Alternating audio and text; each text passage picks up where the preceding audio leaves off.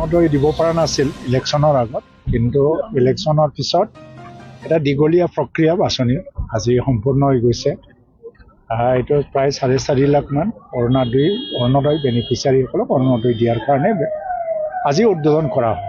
আজি বাক্সা জিলাত 60,409জন বেনিফিচিয়াৰী অৰুণোদয় পাব।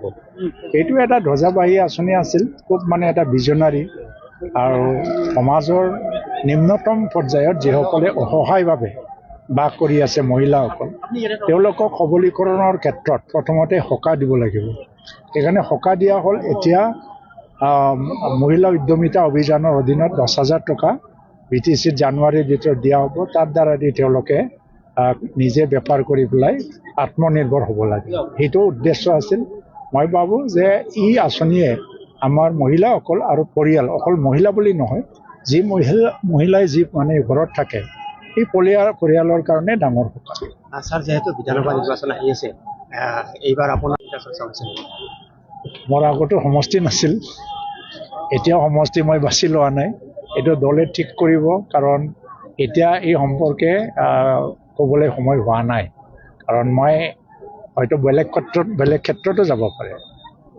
আচ্ছা, যিহেতু এইবাৰ সমষ্টি পুনৰ্নিৰ্ধাৰণ হ'ল, বা আপোনাৰ যিটো সমষ্টি পুনৰ বাক্সাত হোৱা হ'লে আপোনাৰ কিবা অসুবিধা হ'ব? মইতো নাকওঁ, অসুবিধা নাই, কিন্তু মই কি সিদ্ধান্ত ল'ম পিছত মানে মই দলৰ মজিয়াত কম আৰু এতিয়া নকওঁ।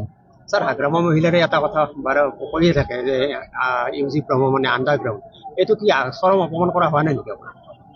নাই, এইটো নাপায়।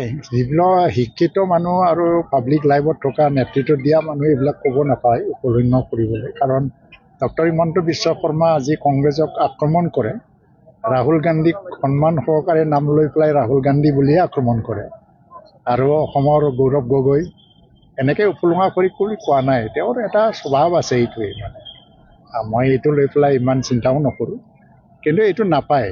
তেওঁ মুৰব্বী হয়, কনষ্টিটিউচনেল হেড হয়, আৰু সিদিনা আমাৰ BTCৰ যিটো ছেক্ৰেটাৰিয়েটত ঘটনা ঘটি গ'ল, তাৰ কাৰণে মোক জগৰীয়া কৰিছে, মোৰ হাত আছে বুলি কৈছে।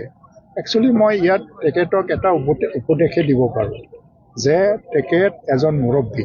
এতিয়া BTCত 5 বছৰৰ কাৰণে তেওঁ শাসনত আছে। তেওঁৰ দায়িত্ব হ'ল যে কিবা আন্দোলন হ'লে আন্দোলনকাৰী নেতাসকলক মাতি পেলাই সমস্যাটো সমাধান কৰিব লাগে, উত্তেজিত কৰিব নালাগে। কাৰণ উত্তেজিত কৰি থকা যেন দেখিছোঁ, কাৰণ এতিয়া তেওঁ একশ্যন মনত গৈছে, কি কোনো সমস্যা সমাধানত নাই। তো উত্তেজিত কৰি থাকিলেতো পৰিৱেশটোতো বেয়া হ'ব, কাৰ কাৰণে ভাল হ'ব এইটো? কাৰণ তেওঁ মানে যিবোৰ ভাষণ দিয়ে, এটাক কৰে, আক্ৰমণ কৰে, তো তেওঁ বিচাৰিছে নেকি উত্তেজিত হৈ থাকক বিধানসভালৈকে? মই এইটোৱেই ভাবি আছোঁ যে তেখেতে উত্তেজনাময় এটা পৰিৱেশে বিচাৰি আছে নেকি, যাৰ কাৰণে উত্তেজনা সৃষ্টিয়ে কৰি আছে। এতিয়া মই তেখেতৰ ছিনিয়ৰ আছিল, তেখেতক দীৰ্ঘদিনীয়া এটা সংগ্ৰামত লগ পাইছোঁ, তেখেতক দেখিছোঁ, মৰমো কৰিছোঁ। মই আজিলৈকে তেখেতক আণ্ডাৰগ্ৰাউণ্ড বুলি ক'লেতো তেওঁৰ প্ৰকৃতভাৱে হাগ্ৰামা মহিলাৰী তেখেতে নিজেই মানে আণ্ডাৰগ্ৰাউণ্ডত থাকি আন্দোলন কৰা মানুহ। সেইটো লৈ পেলাই মই কোনোদিন উপলুঙা নকৰোঁ। তেখেতসকলৰ আন্দোলনৰ সময়ত কি ঘটনা ঘটিছে মই আজিলৈকে একো ক'বলৈ নাযাওঁ। তাৰমানে এইটো এটা মানে সন্মানৰ এটা মাত্ৰা থাকে, মানুহক চবকে সন্মান জনাব লাগে, কিন্তু উত্তেজনা তেওঁ বিচাৰিব নালাগে। উত্তেজনা সৃষ্টি কৰাটো তাৰ উদ্দেশ্য হ'ব নালাগে। যিবিলাকে কৰিছে এটা জুডিচিয়েল ইনকুৱাৰী দিয়ক, দোষীয়ে শাস্তি পাব যদি কোনোবা আছে, সেইটো মই ক'ব লগা নাই। কিন্তু সামগ্ৰিকভাৱে সমাজত যাতে উত্তেজনা আকৌ বিৰাজ নহয়, তাৰ কাৰণে এইটো নিৰাময় কৰিবৰ কাৰণে তেওঁৰ প্ৰথম দায়িত্ব তেওঁ মাতি আলোচনা কৰক আন্দোলনকাৰীসকলৰ লগত। আৰু BTCৰ যি আলোচনাৰ এটা পৰিণাম ওলাব, এইটো ৰাজ্য চৰকাৰে বিবেচনা কৰিবলৈ বাধ্য হ'ব।